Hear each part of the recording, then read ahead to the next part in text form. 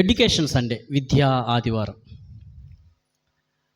విద్య సంఘం యొక్క బాధ్యత. విద్య అనగానే అది అన్య పదంలాగా అనుకుంటారు కొంతమంది.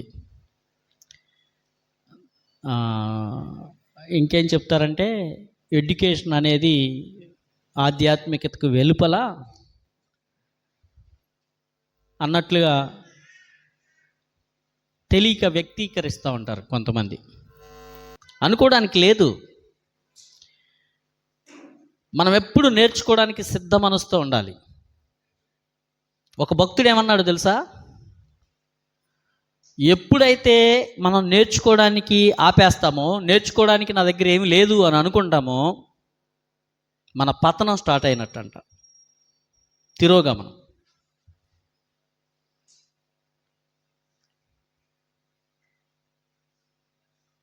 మీకు నేర్చుకునే మనసు ఉంటే, నేర్చుకునే స్వభావం ఉంటే, నేర్చుకునే పట్టుదల ఉంటే, నేర్చుకోవడానికి ఇప్పుడున్నటువంటి సదుపాయాలు ఏ తరంలో లేవు. బడికి వెళ్ళక్కర్లా, ఒకళ్ళ దగ్గరికి వెళ్ళక్కర్లా, ఇంట్లోనే కూర్చొని అన్నీ నేర్చుకోవచ్చు. అంటే అన్నీ నేర్చుకోవచ్చు అంటే చెడు కూడా నేర్చుకోవచ్చు. బట్ నేను మాట్లాడేది ఏంటంటే మంచిని గురించి మాట్లాడుతున్నా. ఏంటి, ఎలా నేర్చుకుంటామంటే, నేను ఒక సంవత్సరం క్రితం ఒక వార్త చదివా. ఏంటి ఆ వార్త అంటే, ఒక రైల్వే కూలీ స్టేషన్లో బరువులు మోసేటువంటి వ్యక్తి, రైల్వే కూలీ, ప్రయాణికుల లగేజ్ బ్యాగ్స్ తీసుకెళ్ళి మోస్తూ వాళ్ళ దగ్గర డబ్బులు తీసుకునేటువంటి ఒక వ్యక్తి యూట్యూబ్లో పాఠాలు విని, ఎంతమంది విద్యార్థులకు తెలుసు, మీరు క్లాసులో వినే పాఠాలు, ఆ పాఠాలని యూట్యూబ్లో లేదా గూగుల్లో మీరు కానీ వినడానికి మనసు ఉండి, నేర్చుకోవడానికి మనసు ఉంటే, ఇంటికి వచ్చి మీరు శ్రద్ధ నిలిపి మీ టీచర్ క్లాసులో చెప్పింది మీకు అర్థం కాకపోయినా మీరు క్లాస్ రూమ్లో మీ ఇంట్లో కూర్చొని పెట్టుకొని వింటే ఎంత చక్కగా అర్థం అవుద్దో. కానీ ఇంటికి వచ్చిన దగ్గర నుంచి మీ చేతిలో ఫోన్ ఉండాలి. ఫోన్లో ఏముండాలి? ఈ మధ్య రీల్స్ అంటున్నారు. మరి ఆ రీల్స్ అంటే ఏంటో నాకు తెలీదు. నేను రీల్స్ అనే మాట ఎక్కడ వింటున్నానంటే, రీల్స్ చేస్తూ ట్రైల్ కింద పడిపోయిన యవనస్తుడు, రీల్స్ చేస్తూ సముద్రంలో ప్రమాదంలో పడిపోయిన యవనస్తుడు. రీల్స్ అంటున్నారు. ఆ రీల్స్ అంటే ఏంటో నాకు తెలియదు, కానీ నేను కూడా అంటున్నా రీల్స్. మీరేం చూస్తున్నారు? రీల్స్. చెత్త చూస్తే చెత్త వెళ్తుంది మైండ్లోకి. నేర్చుకునే మనసుంటే ఆ రైల్వే కూలీ యూట్యూబ్లో పాఠాలు విని ఐఏఎస్ పాస్ అయ్యాడు. ఎవరికి ఉత్సాహం లేదు? మేము ఇదివరకు అనుకునేవాళ్ళం, మాదే టౌన్లో అయితేనా ఈ పాటికి టైప్ నేర్చుకునేవాడిని, మాదే టౌన్లో అయితేనా మాకు ఈ పాటికి ఇంగ్లీష్ నేర్చుకునేవాడిని, స్పోకెన్ ఇంగ్లీష్ నేర్చుకునేవాడిని. ఈ కథలు ఎందుకు చెప్పేవాళ్ళం అంటే, నేర్చుకోవడానికి వెళ్ళాలంటే ఎంతో ప్రయాసపడాల్సి వచ్చేది. ఆ ప్రయాసపడి కూడా నేర్చుకునే వాళ్ళు ఉన్నారు. అది కూడా ఒక సాకే, కుంటి సాకే. ఈ రోజున నేను మీ అందరికీ చెప్తున్నటువంటి ఒక సత్యం ఏంటంటే, నేర్చుకోవాలి అనుకునే వాళ్ళు గృహిణులైనా, ఇంట్లో ఉండే వాళ్ళైనా, మీకు ఇంకొక గొప్ప సంగతి చెప్పనా? మీ ఇంట్లో చదువుకునే పిల్లల పక్షాన మీ పనులన్నీ చేసుకొని మీరు హోంవర్క్ వాళ్ళతో చేపిస్తే చాలు, మీరు చాలా నేర్చుకుంటారు.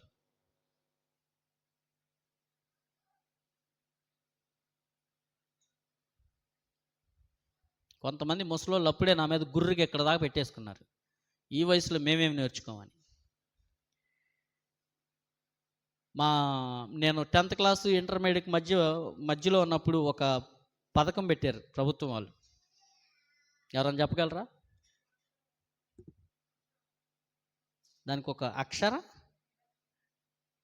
దానికి ఒక పథకం పేరు ఉంది, అక్షర దీపమా.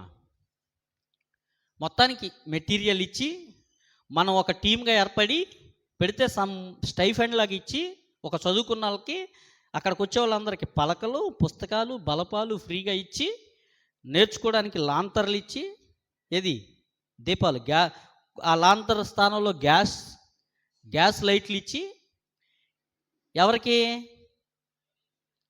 వాళ్ళు కూడా రాని వాళ్ళందరికీ నేర్చుకోమని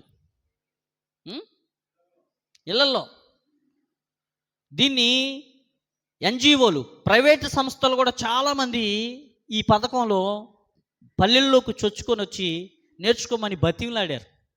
పలక పట్టుకోవడానికి సిగ్గుపడి అక్షరం పట్టలేదు మీలో చాలామంది. ఆ పట్టుంటే ఈ పాటికి బైబిల్ చదవడం వచ్చేది, చదువురాని వాళ్ళకి. నేర్చుకోవాలి. నేర్చుకోవడం అనే సిస్టమ్ మనుషుడు కనిపెట్టిన పద్ధతి కాదు, ఇది దేవుడు పెట్టిన పద్ధతి. ఆమెన్ చెప్పండి. దేవుడు పెట్టిన పద్ధతి అని అంటే ఇది అందరికీ మేలు చేసేది. నేర్చుకోవడానికి 2 మాధ్యమాలు ఇచ్చాడు దేవుడు. దేవుడు నోట నుండి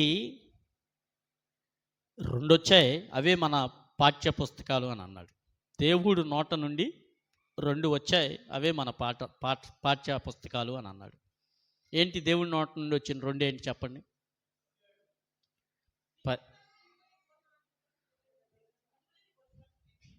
ఒకటేంటంటే బైబిల్. చెప్పండి అందరూ. బైబిల్, దేవుని వాక్యం. దేవుని వాక్యం దేవుని నోట నుండి వచ్చింది. ఆయన పలుకగా ఆయన ఆత్మతో నింపబడిన వారు ఆత్మపూర్ణులై రాశారు ఈ గ్రంథాన్ని, 40 మంది వ్యక్తులు. అందుకే దేవుని నోట నుండి వచ్చింది. రెండోది ఏంటి చెప్పగలరా? నేను ఇంతకుముందు చెప్పా, విద్య అనే సబ్జెక్ట్ వచ్చినప్పుడు ఈ 2 విషయాలు చెప్పా. అందుకే నేను ప్రశ్న వేస్తున్నా.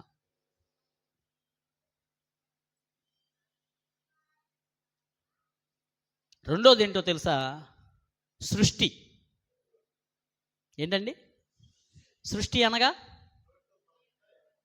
దేవుడు నోటితో పలుకగా భూమి కలుగుగాక కలిగింది, సూర్యుడు కలుగుగాక కలిగింది, చంద్రుడు కలుగునుగాక కలిగింది, సముద్రాలు కలుగునుగాక కలిగినాయి, నక్షత్రములు కలుగునుగాక కలిగినాయి.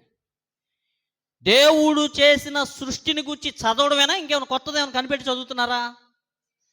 విద్య ఎల్కేజీ దగ్గర నుండి పిహెచ్డి లేదా ఇంకా దాని హెచ్హెచ్డి ఇంకేదన్నా ఉండని, విద్యలో మనం అధ్యయనం చేసేటువంటి భాగం ఏంటి, అధ్యయనం చేసేటువంటి పార్ట్ ఏంటి, అధ్యయనం చేసేటువంటి విభాగం ఏంటి? చదవడమే.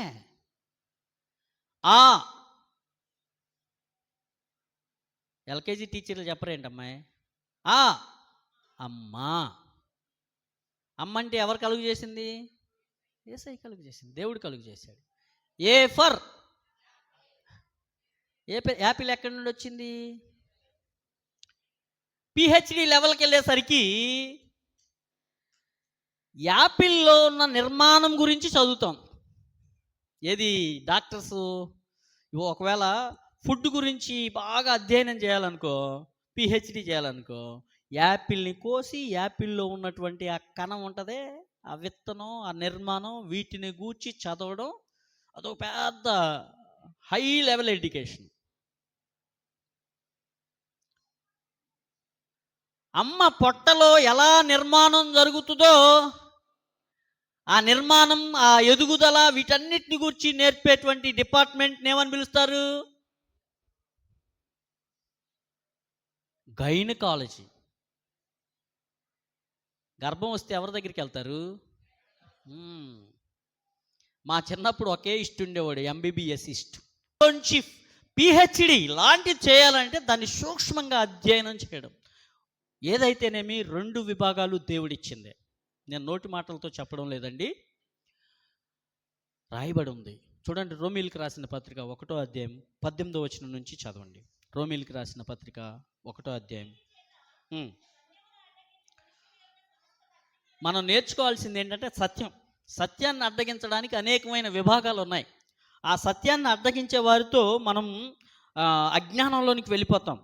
ఆ సత్యాన్ని అడ్డగించు మనుషుల యొక్క సమస్త భక్తిహీనత మీదను దుర్నీతి మీదను దేవుని కోపము పరలోకము నుండి ఎందుకనగా దేవుని గూర్చి తెలియశక్యమైనదేదో అది వారి మధ్య విషదమై ఉన్నది. దేవుడు అది వారికి విషదపరిచెను. ఆయన అదృశ్య లక్షణములు అనగా ఆయన నిత్యశక్తియు దేవత్వమును జగదుత్పత్తి మొదలుకొని సృష్టింపబడిన వస్తువులను ఆలోచించుట వలన తేటపడుచున్నది. చాలు. ఈ విద్య ఎందుకంటండి? తెలుగులో అంత స్పష్టంగా రాశారు కదా, మళ్ళీ ఒకసారి చదవండి. దేనికి? అదే ఆలోచించడం అంటే ఎడ్యుకేషన్. ఆలోచించడం మనకంటే బట్టి పట్టడం, కానీ అసలు ఎడ్యుకేషన్ అంటే ఏంటో తెలుసా? ఆలోచించడం. జపాన్లో, చైనా లాంటి అభివృద్ధి చెందుతున్నటువంటి దేశాల్లో, బాగా అడ్వాన్స్డ్ కంట్రీస్లో వాళ్ళ ఎడ్యుకేషన్ ఎలా ఉంటుందో తెలుసా? చదవరా అని పుస్తకాలు కర్రలు పట్టుకొని తిరగరు. వాళ్ళు ఏం చేస్తారో తెలుసా? ఏ పిల్లవాడిలో, ఏ పిల్లలో ఏ ఏ ఏ నైపుణ్యం ఉంది, ఆసక్తి, వారి దేని మీద ఆసక్తి ఉంది అనేది గుర్తించి ఆ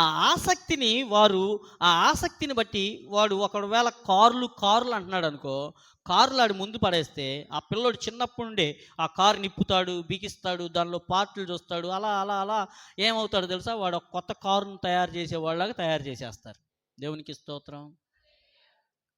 మన పిల్లలు ఇంట్లో కారు పట్టుకొని ఆడుకుంటుంటే చదివే టైంలో కర్రలు ఇరిగిపోతాయి మనకి. అంటే ఏ ఆసక్తి వాడికి ఉందో ఆ ఆసక్తిని గుర్తించి చదివిస్తారు, ఎంకరేజ్ చేస్తారు, ప్రోత్సహిస్తారు.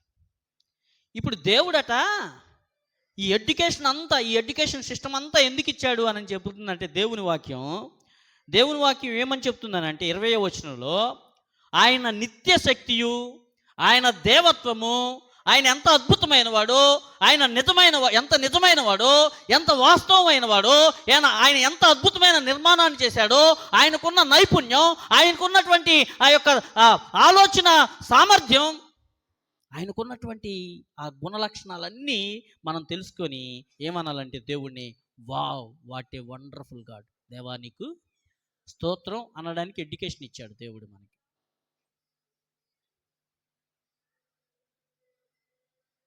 కానీ ఇప్పుడు ఎడ్యుకేషన్ ఏం చెప్తుంది?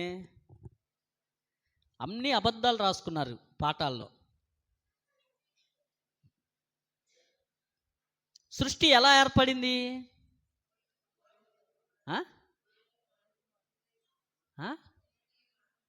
అని మనం చెప్తున్నాం. పాస్టర్ గారు చెప్తున్నాడు. పాస్టర్ గారు మీకు టీచర్ అవుతున్నాడా? టీచర్లు అందరినీ లేపి చప్పట్లు కొట్టించా? మీలో ఒక్కలైనా మాకు టీచర్ మీరు కూడా అండి అని ఒక్కలన్నా మాకు చప్పట్లు కొట్టారా? అంటే మీరు ఏం చేయలేదు నన్ను స్తుతించక్కర్లా. నో స్తుతించడం, గణపరచడం అనేది పెద్ద మాట, అది దేవునికి సంబంధించినది. మీ బోధకుడిగా గుర్తించలా, మాకు నేర్పించేవాడు ఈయన అని గుర్తించలా. అందుకే ఈ టీచర్ చెప్పింది కాదు, లేదా ఈ టెక్స్ట్ బుక్లో రాసింది కాదు, బయట టెక్స్ట్ బుక్స్లో బయట టీచర్స్ ఏం బోధిస్తున్నారు? సృష్టి ఎలా ఏర్పడిందట? పరిణామ క్రమం. ఆ పరిణామ క్రమం కూడా ఎలా? పెద్ద విస్ఫోటనం జరిగిందంట. విన్నారా ఈ మాట? విస్ఫోటనం అనే మాట విన్నారా? బిగ్ బాంగ్ అని అంటున్నారు కదా, బిగ్ బాంగ్ థియరీ అని సిద్ధాంతం. ఈ విస్ఫోటనం అంటే మీకు అర్థమయ్యేలా చెప్తా, ఏమోయ్ వినండి.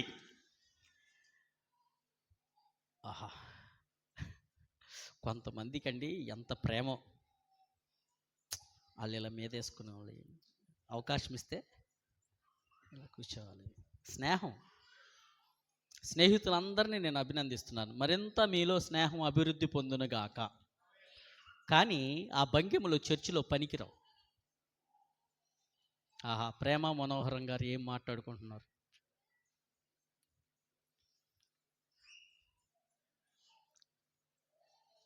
దేవునికి స్తోత్ర, దేవునికి స్తోత్ర.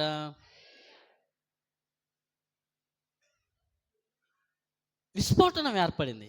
ఆ విస్ఫోటనం ఎలా ఏర్పడిందంట అంటే, పెద్ద రాపిడి జరిగింది. ఆ రాపిడిలోండి అంటే మీకు సింపుల్ లాంగ్వేజ్లో చెప్తున్నా, ఇటు నుండి ఒక బస్సు, ఇటు నుండి ఒక బస్సు వచ్చినాయి. రెండు బస్సులు బాగా భారీ స్పీడ్తో, వేగంతో రెండు గుద్దుకున్నాయి. గుద్దుకోగానే ఏమవుతాయి? పెద్ద శబ్దం వస్తుంది.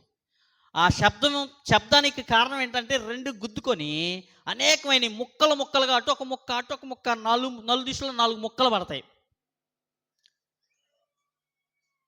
ఈ విస్ఫోటనంలో ఏం జరిగిందో తెలుసా? అలాంటి శబ్దం వచ్చినప్పుడు ఏం జరిగింది అని అంటే, అటు ఇటు వెళ్ళి పడిన ముక్కలు ఉన్నాయే, ఆ ముక్కలే భూమి, సముద్రం, ఆకాశం, చెట్లు, జంతువులు, చేమలు. మీకు ఇంకా బాగా అర్థమయ్యేలా చెప్తా. 2 బస్సులు వచ్చి గుద్దుకున్నాయి బలంగా. గుద్దుకుంటే ఈ శకలాలు వెళ్ళి నలుదిక్కులు పడ్డాయి. ఈ 2 బస్సులు గుద్దుకోగా ఒకటి మారుతి కార్ అయింది, ఒకటి బెంజ్ కార్ అయింది, ఒకటి టొయోటా కార్ అయింది, ఇంకొకటి బస్సు అయింది, ఇంకొకటి లారీ అయింది, ఒకటి ట్రాక్టర్ అయింది, ఒకటి. ఎంత హాస్యాస్పదంగా ఉంది, ఎంత అవివేకంగా ఉంది.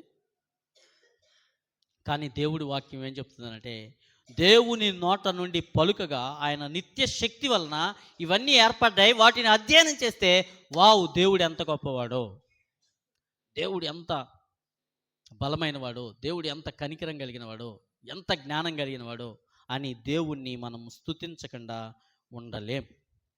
అదే ఈ పద్ధతిని వారికి నేర్పించడానికి ఇజ్రాయేలీల్ని దేవుడు ఒక ప్రత్యేకమైన జనాంగంగా ఏర్పాటు చేసుకున్నాడు. ఇజ్రాయేలీల యొక్క చరిత్రలో జరిగిన ఒక నమూనాగా పెట్టి, మొదటి ముద్దగా పెట్టి, మనుషులు ఎలా ఉండాలి, మనుషుల యొక్క జీవన శైలి ఎలా ఉండాలి అనే అన్ని ఒక నియమావళి, వానికి ఒక గైడ్, ఒక పద్ధతి, ఒక మాన్యువల్, ఒక రాజ్యాంగం, ఒక శాసనం, ఒక చట్టం చేసి దీని ప్రకారం మీరు జీవించండి అని అన్నాడు. అయితే వాళ్ళు ఏం చేశారంటే, దాన్ని పెడ చెవిన పెట్టినందున, దాన్ని విననందున, దాన్ని పట్టించుకున్నందున వారు ఏమైపోయారంటే బహుభయంకరమైన పరిస్థితిలోకి వెళ్ళిపోయారు. ఆ సందర్భంలో నుండి ఇక్కడ రాయబడినటువంటి నెహెమ్యా గ్రంథం 8వ అధ్యాయంలో వ్రాయబడింది. ఏం జరిగింది ఇక్కడ? వాళ్ళందరూ చాలా పతనావస్థ స్థితిలో ఉన్నారు. అంతకుముందే ఇజ్రాయేలులోని 10 గోత్రాల వాళ్ళు చెరకెళ్ళిపోయారు. అష్షూరు రాజు చేత చెరపట్టబడి ఇజ్రాయేలీల యొక్క 10 గోత్రాల వాళ్ళు చెరకు వెళ్ళిపోయారు. మిగిలిన 2 గోత్రాలు, యూదా, బెన్యామీను గోత్రం వారు అలా కొంతకాలం అయిన తర్వాత వాళ్ళ యొక్క నిర్లక్ష్యమును బట్టి, వాళ్ళ యొక్క అవిధేయతను బట్టి, వారు దేవుని మాటను పట్టించుకోకుండా ఉండడాన్ని బట్టి వాళ్ళు కూడా చెరకెళ్ళిపోయారు, బబులోని చెరకి. నెబుకద్నెజర్ అనేటువంటి రాజు యూదులను బహుభయంకరంగా చెరపట్టి తీసుకుని వెళ్ళిపోయాడు. చెరపట్టబడిన తర్వాత ఆ చెరలో ఉన్నటువంటి ఒక వ్యక్తి నెహెమ్యా ఇజ్రాయేలు యొక్క ప్రాకారంలో పడిపోయినటువంటి గోడలు కట్టడానికి వచ్చాడు. వచ్చి కట్టి ఆ మిగిలి ఉన్న సమాజాన్ని ఆయత్తపరుస్తున్నాడు, దేవుని కొరకు సిద్ధపరుస్తున్నాడు. దానికి దేవుని కొరకు మీరు సరిగా నిలబడాలి అనే నేర్పించే క్రమంలో వారికి ఏం చెప్తున్నాడంటే, గ్రంథాన్ని చేత పట్టుకొని ఎజ్రా అనేటువంటి శాస్త్రి చేత ఆ గ్రంథాన్ని చదివించాడు. ఈ భాగంలో వ్రాయబడిన భాగం అదే. చదువుదాం, వినండి. నేను చదువుతాను, జాగ్రత్తగా వినండి. 7వ నెల రాగా ఇజ్రాయేలీలు తమ తమ పట్టణంలో నివాసులై ఉండిరి. అప్పుడు జనులందరూ ఏక మనస్కులై నీటి గుమ్మము ఎదుటనున్న మైదానమునకు వచ్చి, యెహోవా ఇజ్రాయేలీలకు ఆజ్ఞాపించిన మోషే ధర్మశాస్త్ర గ్రంథమును తెమ్మని ఎజ్రా అను శాస్త్రితో చెప్పగా, యాజకుడైన ఎజ్రా 7వ మాసము మొదటి దినమున చదవబడుదాన్ని గ్రహింప శక్తి గల స్త్రీ పురుషులను కలిసిన సమాజం అంతటి ఎదుటను ఆ ధర్మశాస్త్ర గ్రంథమును తీసుకొని వచ్చి. ఎడ్యుకేషన్. స్త్రీ పురుషులను ఏ వయసు గల వారిని? గ్రహించగల, విని ఆలకించి నేర్చుకోగలిగిన సామర్థ్యం కలిగిన వాళ్ళందరినీ పోగు చేశారంట. భారతదేశంలో ఎడ్యుకేషన్ ఎవరికి ఉండేదో తెలుసా? ఎడ్యుకేషన్ సిస్టమ్ తెలుసా మీకు? ఇదివరకు చరిత్ర చదివిన వాళ్ళు ఎవరని చెప్పండి. ఇండియన్ ఎడ్యుకేషన్ సిస్టంలో ఎవరు మాత్రమే చదువుకోవాలి? బ్రాహ్మణులు మాత్రమే చదువుకునే అర్హత కలిగి ఉన్నారు. ఎడ్యుకేషన్ అనేది బ్రాహ్మణులు మాత్రమే. తర్వాత క్షత్రియులు కూడా చదువుకోవచ్చు. అయితే అన్నీ కాదు, అన్ని రకాల విద్యలు కాదు, యుద్ధ విద్య. వీళ్ళు రాజులు పరిపాలన చేయాలి కాబట్టి యుద్ధ విద్య మాత్రమే నేర్చుకోవాలి. ఆ తర్వాత వైశ్యులు కూడా చదువుకోవచ్చు, వ్యాపార విద్య, లెక్కలు. ఈ పై 3 తెగల వారు లేదా 3 జాతుల వారు మాత్రమే చదువుకోవాలి. రిమైనింగ్ శూద్రుడు చదవకూడదు, దళితుడు అసలు దాన్ని ఊసే ఎత్తకూడదు. పై 3 తెగల వారికి మిగిలిన వారందరూ సేవ చేయడమే వారి యొక్క ధర్మం. ఇక స్త్రీ విషయానికి వచ్చేసరికి స్త్రీలు, బ్రాహ్మణ స్త్రీలైనా, క్షత్రియ స్త్రీలైనా, వైశ్య స్త్రీలైనా ఎవ్వరు పై నుండి కింద దాకా ఏ స్త్రీ చదవకూడదు. ఏ స్త్రీకి చదువుకునే హక్కు లేదు. స్త్రీ ఒక వస్తువు లాంటిదన్నమాట, వాళ్ళకి సేవ చేయటమే. అందుకే ఇజ్రాయేలీలు గ్రంథమును చదివి విని నేర్చుకోవడానికి సామర్థ్యం కలిగిన వారందరినీ, స్త్రీ పురుషుల్లో వారికి ఏదో సంబంధం లేదు, ముసలోళ్ళైనా పిల్లలైనా నేర్చుకోవడానికి, ఆలకించడానికి ఏదైతే సామర్థ్యం ఉంటుందో, నేర్చుకునే వయసు ఎప్పుడైతే వస్తుందో వారందరూ కూడా మాట విని ఆ మాట శ్రద్ధగా వినే సామర్థ్యం కలిగిన వాళ్ళందరినీ సమకూర్చాడు. దేవునికి స్తోత్రం. దేవుడు పక్షపాతి కాదు అనడానికి ఎంత చక్కటి సాక్ష్యమో చూడండి. ఆయనకి భేదాలు లేవు, ఆయనకి భేదం లేదు. ఆ స్త్రీ పురుషులందరినీ పిలిచి అక్కడ వినగలిగిన వారందరినీ చదివించుచూ వచ్చాను. ఆ జనులందరూ ధర్మశాస్త్ర గ్రంథమును శ్రద్ధతో వినిరి. అంతటా శాస్త్రియగు యజ్రా ఆ పని కొరకు కర్రతో చేయబడిన ఒక పీఠము మీద నిలవబడిను. పీఠం అంటే ఇప్పుడు నేను నిలబడ్డాను కదా, నేను ఎత్తు మీద ఉన్నాను, మీరేం చేస్తున్నారు? కూర్చొని నా ఎత్తైన మీద నేను ప్రసంగిస్తుండగా మీరు అందరూ శ్రద్ధతో వింటున్నారు. అలాగే యజ్రా ఒక ఎత్తైన పీఠం మీద నిలబడ్డాడు. ఆ గ్రంథాన్ని చదవడం ప్రారంభించగానే ఇజ్రాయేలీలందరూ ఏం చేశారు? చదవండి కిందకి. అప్పుడు యజ్రా అందరికంటే ఎత్తుగా నిలబడి జనులందరూ చూచుచుండగా గ్రంథమును విప్పాను. విప్పబడగానే గ్రంథము విప్పగానే, అందరు చెప్పండి, గ్రంథము విప్పగానే యూదుల ఆచారం ఏంటంటే గ్రంథాన్ని చదువుతుంటే వాళ్ళు భక్తిభావంతో లేచి నిలబడేవాళ్ళు అన్నమాట.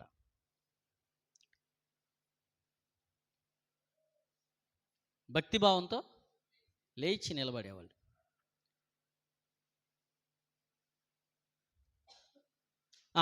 చదవండి. యజ్రా మహాదేవుడైన యెహోవాను స్తుతింపగా జనులందరూ తమ చేతులెత్తి ఉంచుకున్నారు. ఆ గ్రంథంలో రాయబడింది ఒకటి, వీరి జీవితం ఒకటి. అప్పుడు గ్రంథాలు మనకులాగా వాళ్ళందరికీ అందుబాటులో లేవు. గ్రంథం ఒక్కటే ఉండేది, ప్రింటింగ్ ప్రెస్లు లేవు, టెక్నాలజీ అంతగా అభివృద్ధి చెందలేదు. అందుబట్టి శాస్త్రులు అనేవాళ్ళు అనమాట, ఇలా గ్రంథాలని చదివే వాళ్ళని, దాన్ని తర్జుమా చేసేవాళ్ళని. ఇలా అందరూ శ్రద్ధగా ఆలకించేవాళ్ళు. ఎందుకు శ్రద్ధగా ఆలకించేవాళ్ళు? ఇంటికి తెచ్చి చదువుకోవడానికి లేదు, గ్రంథం అందుబాటులో లేదు. ఇప్పుడు మీకుందా అసలు శ్రద్ధ?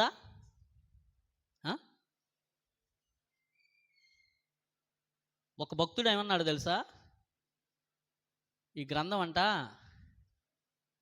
దేవుడు మానవాళికి ఇచ్చిన ప్రేమ లేఖ అంట. హల్లెలూయా చెప్పండి. దేవుడు మనకి రాసిన ప్రేమ లేఖ అని మనకు అర్థమైతే దేవుని వాక్యం పట్ల మనకున్న ప్రేమ ఏది, ఆసక్తి ఏది, నేర్చుకోవాలనే ధ్యాస ఏది? వీళ్ళు ఏం చేశారో తెలుసా? వదిలేశారు. దేవుడు ఇజ్రాయేలీని ఏం చేయమన్నాడు తెలుసా? ఆయన ఇచ్చిన ఈ ప్రేమ లేఖని చూడండి, ద్వితీయోపదేశకాండం 6వ అధ్యాయం. ఏం చేయాలంట? ఆయన రాసి ఇచ్చిన ఈ నిబంధన గ్రంథంలోని మాటలు, ఈ చట్టంలోని మాటలు, దేవుడిచ్చిన ఈ గ్రంథంలోని మాటలు వారి హృదయంలో నిలుపుకోవాలి. ప్రతి ఒక్క ఇజ్రాయేలీడి హృదయంలో ఉండాలి. వాటిని ఏం చేయాలి? పిల్లలకు అభ్యసింపచేయాలి. చెప్పండి. ఆ తర్వాత అభ్యసింపచేయడమే కాదు, వీళ్ళు త్రోవను నడుచున్నప్పుడు, అంటే ప్రయాణం చేసేటప్పుడు ఈ లేఖనాలు కనబడాలంట. వాళ్ళకి పండుకొనినప్పుడు కనబడాలంట, లేచినప్పుడు కనబడాలంట, పనికి వెళ్ళినప్పుడు కనబడాలంట. నిత్యము ఆ లేఖనాలు వారి కళ్ళ ముందు సాక్షాత్కరించబడాలి. ఈ మాటలు మనం కూడా చూసి ఏం చేసాం తెలుసా? గోడల మీద రాయడం మొదలుపెట్టాం. దీన్ని ఏమంటారంటే అలంకార భాష అంటాం.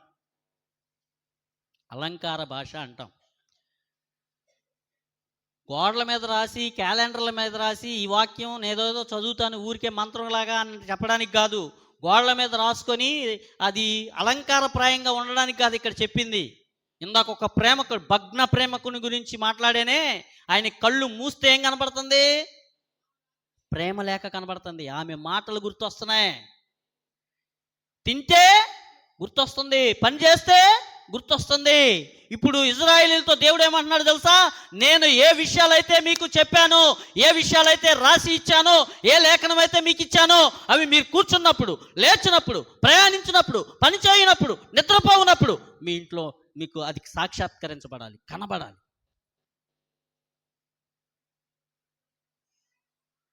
దాన్ని అలంకార భాషకి ఏమంటున్నాడు తెలుసా? గోడల మీద చూస్తే నీకు వాక్యం కనబడాలి. గోడల మీద రాసుకుని చూడడం కాదు, హృదయంలో ఉంటే అక్కడ చూస్తే ఏం కనబడుద్ది? వాక్యం కనబడుద్ది. త్రోవలో వెళ్తుంటే వాక్యం కనబడాలి, నీకు పని చేస్తుంటే వాక్యం కనబడాలి. అంటే దీని అర్థం ఏంటి? అందుకోసం కాదు, నాకెంతో తెలుసో అని చూపించుకోవడానికి కాదు మన వాక్యాన్ని హృదయంలో పెట్టుకోమంది, బట్టి పట్టమంది. ఆ వాక్య ప్రకారం మన జీవితాన్ని ఉంచి నడుచుకోవడానికి దేవుడు మనకు వాక్యాన్ని ఇచ్చాడు. దేవునికి స్తోత్రం. మీ అత్తను చూస్తున్నావా? మీ అత్తతో మాట్లాడుతున్నావా? ఏం కనబడాలి? ఎందుకు? మంచినీళ్ళు ఇచ్చేటప్పుడు సన్మానించాలి.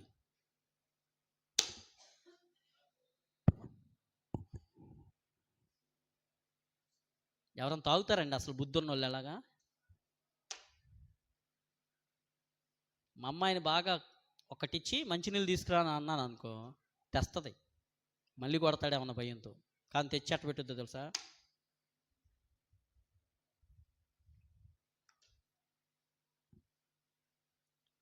వాక్యం ఉండాలి. ఎందుకు? మళ్ళీ నేర్చుకోవడానికి అంటది. ఎందుకు? మీ అత్తగారిని చూడగానే వాక్యం గుర్తుకొచ్చి ఆమెకి ఇవ్వవలసిన విలువ, ఆమె పట్ల నీకు ఉండవలసిన గౌరవం, ఆమె పట్ల నీకు ఉండవలసిన ప్రేమ, వీటన్నిటినీ దేవుని వాక్యం గుర్తు చేయాలి. నీ పొరుగు వానితో మాట్లాడుతున్నావు, ఏం రావాలి గుర్తుకు? వింటున్నారా? ఉన్న వాక్యాన్ని వారికి ఎందుకు ఇచ్చాడంటే దేవుడు వాక్యాన్ని పట్టుకొని వాక్య ప్రకారం వారి జీవితం ఉండాలని. కానీ వాళ్ళు ఎంత అవిధేయులుగా జీవించారో 2-3 వాక్యాలు చదువుకుందాం. చూడండి. ఈ యొక్క గ్రంథాన్ని పట్టుకొని చదివి వినిపించాడు మోషే. వాళ్ళందరూ ఏమన్నారు? విధేయత చూపుతాం అని ముక్తఖండం తరిచాడంట. మేము దేవునికి విధేయులం అవుతాం అని. వాళ్ళు ఎంత అవిధేయత చూపారో మనం చూస్తే ఆశ్చర్యం వేస్తుందండి, ఆశ్చర్యం వేస్తుంది. చూడండి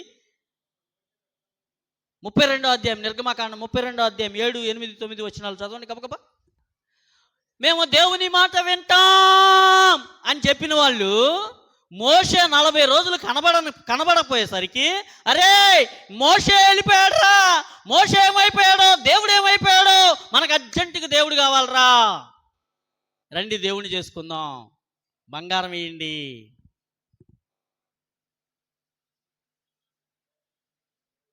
బంగారం ఇవ్వండి అనగానే ఏం చేశారండి వాళ్ళు?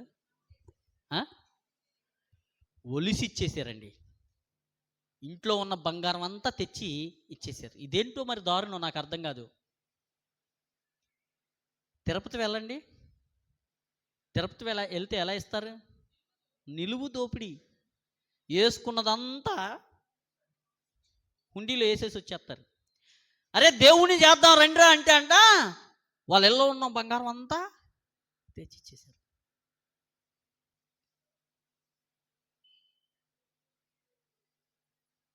ఇప్పటికీ ఇదే తంతు. దేవాలయ నిర్మాణం జరుగుతుంది, చూస్తూ ఉన్నాం మనం. పని చాలా ఉంది.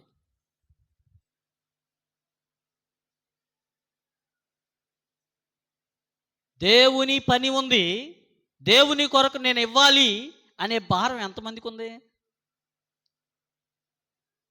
మీరు అంటారు వెంటనే ఇచ్చాంగా మేము. ఇచ్చేస్తే పని అయిపోలేదుగా? అయిపోయిందా? పని ఉన్నంతకాలం ఇస్తూనే ఉండాలి. దేవుడు మనకు ఇచ్చిన వాటిల్లో నుండి మన సామర్థ్యం కొలది ఈ పనిని అడిగించుకోకుండానే మనం ఇస్తూ ఉండాలి. ఇక్కడ నేను ఎందుకు ప్రస్తావిస్తున్నానంటే ఈ మాట, వాళ్ళు అరే దేవుని చేద్దాం రండి అంటే బంగారం అంతా తీసుకొచ్చారు. వాళ్ళు ఇంతకుముందు ఏం చెప్పారు? ముక్తఖండంతో మేము దేవుని మాటకు విధేయత చూపుతాం. దేవుడు వచ్చి ఏమంటున్నాడు తెలుసా? సంఖ్యాకాండం 14వ అధ్యాయం 11వ వచనం.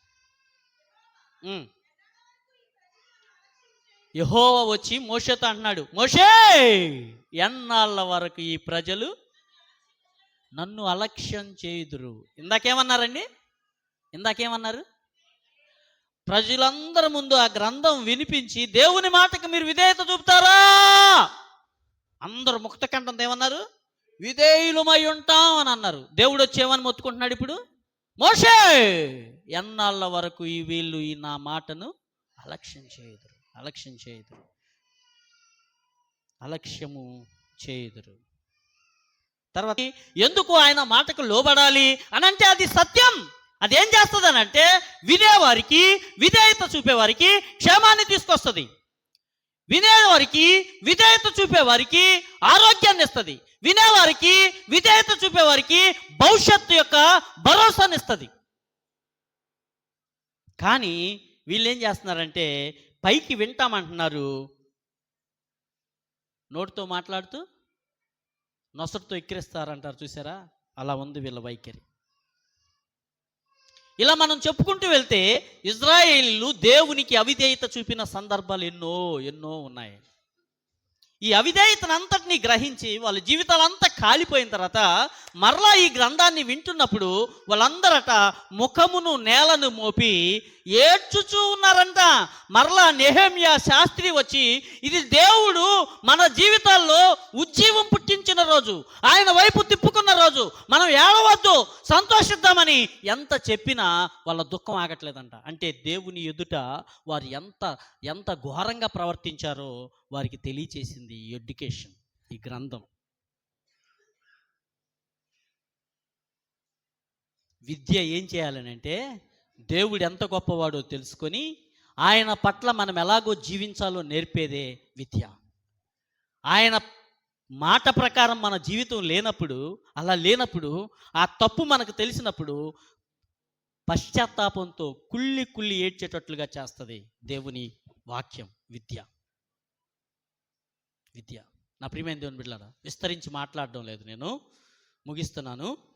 ఈ రోజున దేవుడు మనతో ఏం మాట్లాడుతున్నాడంటే మీరు నా వాక్యం దగ్గరికి రండి, నా వాక్యంలో నిలిచి ఉండండి, నా వాక్యమే మిమ్మల్ని బ్రతికిస్తుంది, నా వాక్యమే మిమ్మల్ని స్థిరపరుస్తుంది, నా వాక్యమే మిమ్మల్ని బాగు చేస్తుంది, నా వాక్యమే మిమ్మల్ని భవిష్యత్తునిస్తుంది అని నొక్కి మళ్ళీ చెప్తున్నాడు. వాక్యం అంతా ఇదే సందేశం.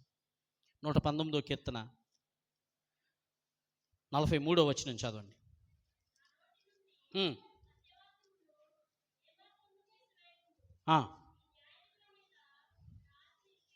అమ్మా, భక్తుడు ఏమని ప్రార్థన చేస్తున్నాడో తెలుసా? దేవా, నీ సత్యవాక్యాన్ని నేను మర్చిపోకుండా చేయొద్దు, నా దగ్గర నుండి దాన్ని దూరం చేయొద్దు, అది నాకు ఉంచు, నాకు అందుబాటులో ఉంచు, నేను నేర్చుకునేటట్లు సహాయం చేయి, నేను ఎదిగేటట్లు సహాయం చేయి, నన్ను స్థిరపడేటట్లు సహాయం చేయి.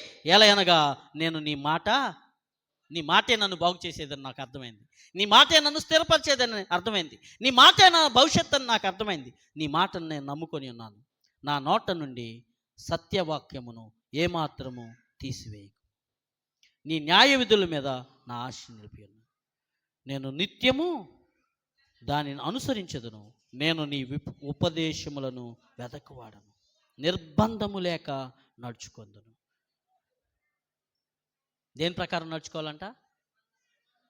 ఉపదేశం, దేవుని ఉపదేశం, దేవుని మాట. అంటే అనిల్ కుమార్ ఆదరణ కూటం కదా ఈరోజు. రాయి ఉంది, రాయి. ఏంటిది? ఏ రాయి? మా బామ్మరిది సంశయంతో, ఎట్లా ఈ రాయి ఎలా వెళ్ళుద్ది? ఆటో, ఒక ఆటో వస్తే ఆ ఆటో మీద ఈ రాయి, కూరగాయలు అన్నీ తీసుకొని వెళ్ళిపోవచ్చు. ఇప్పుడు ఎలా అని ఆలోచన చేస్తాను. ఏ రాయి రా, ఎంత సైజు అన్నాను నేను. 2 కారులో పట్టుద్దిగా, కారులో ఎత్తుకెళ్ళిపోదాం అన్న. కారులో ఉన్న వాళ్ళు అయిపోయారు. కారణం ఏంటి? ఆ రాయి వల్ల మాకు కీడు వస్తుందేమో, భయం. యేసు ప్రభు ఏమన్నాడు మనల్ని?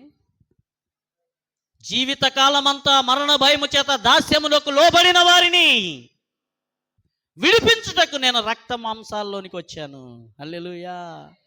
ఏ భయం? ఆ రాయి మన కారులోకి వస్తే మన కారు దేనికన్నా గుద్దుకుంటుందేమో, ఆ కీడు మన మీదకి వచ్చేస్తుందేమో, మనం కూడా అనిల్లాగా అయిపోతామేమో. ఈ భయాలన్నిటి నుండి యేసు శరీర రక్తాల్లోనికి వచ్చి ఆయన మరణించి శిలువ మీద మనలందరినీ మరణ భయం నుండి మనల్ని విడిపించాడు. దేవునికి స్తోత్రం. ఈ సత్యం నన్ను ఏం చేసింది? స్వతంత్రునిగా చేసింది. ఏ చావు, ఎటువంటి పరిస్థితి అయినా సరే నన్ను లాగి ఉంచలేదు.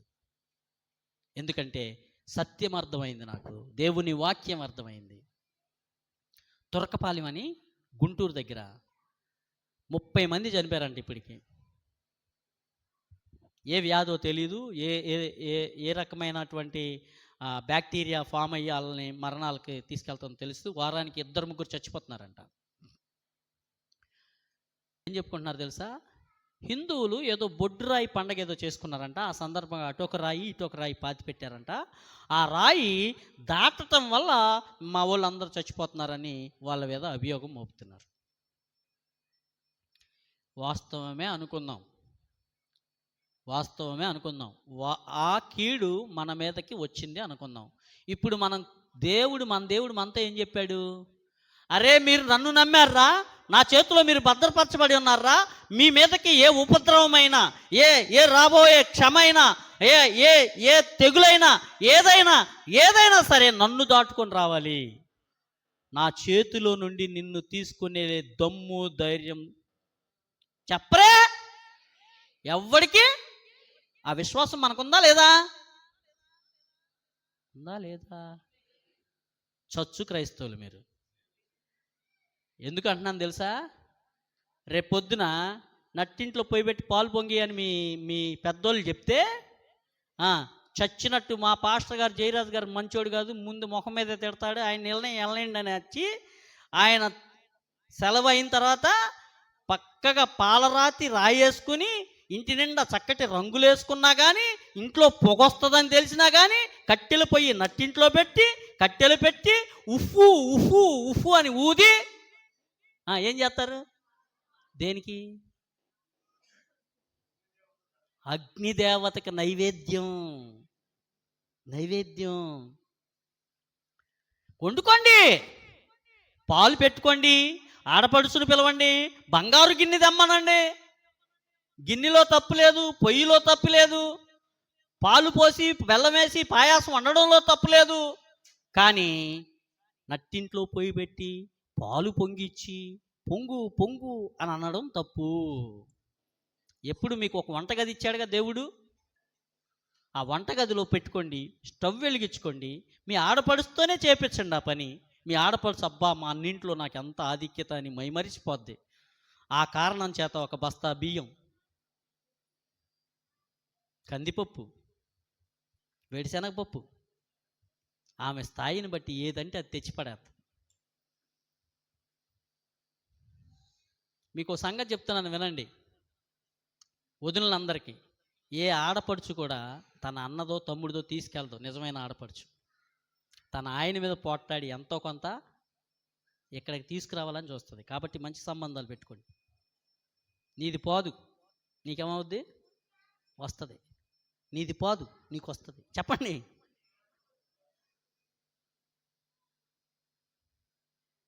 ఇక్కడ ఒక విషయం చెప్పాలి మీకు, కానీ సమయం అయిపోతుంది. ఈ సంబంధాలు పటిష్టంగా ఉంటే మీకు ఆయుష్ కూడా పెరుగుద్ది. ఇది రీసెర్చ్లో తేలింది. అందరితో మంచి సంబంధాలు ఉంటే మీ ఆయుష్ పెరుగుద్ది. హల్లెలూయా. మీ జబ్బులు రావు. ఒకవేళ జబ్బు వచ్చినా వాళ్ళు అండగా ఉంటారు, నీకు బలం ఉంటుంది. రైట్. కాబట్టి దేవుని వాక్యం, ఈ వాక్యం చేత మనం వెలిగించి ఈ సంఘం ఏమవుద్దంటే విద్యకు మూల కేంద్రంగా ఉండాలి. ఎక్కడో మన ముక్కు ముఖం మన జాతి మన భాష వాళ్ళకి తెలియకపోయినా వాళ్ళు వెలిగించి, అమెరికా నుండి ఇంగ్లాండ్ నుండి మన దేశానికి వచ్చి మనల్ని వెలిగించి మనల్ని దేవునిలో నిలబెట్టారు. మనం వెలిగించబడిన మనం నలు దిశలో వెళ్ళి బజారులో, పనిలో, ఇంటిలో దేవుణ్ణి ఎత్తిపట్టి ఊరేగించి ఆయన సాక్షులుగా మనం ఆయన దగ్గర నేర్చుకుంటూ అనేకులకు నేర్పించే వారంగా మనం ఉండాలి, మనం తయారవ్వాలి. ఇంకా అలాగే సమాజంలో ఉన్నటువంటి ఎడ్యుకేషన్ కూడా మీరు ఉన్నతంగా చదివి మంచి మంచి ఉద్యోగాలు, అందరూ ప్రాముఖ్యమైన స్థానాల్లోకి వెళ్ళి దేవుణ్ణి గణపరచుదురుగాక. ప్రార్థన చేసుకుందాం. థ్యాంక్ యూ ఫాదర్ ఆల్మైటీ, నీకు వందనాలు. సంఘము విద్యా కేంద్రంగా ఉండాలని మీరు మమ్మల్ని హెచ్చరించారు నాయన.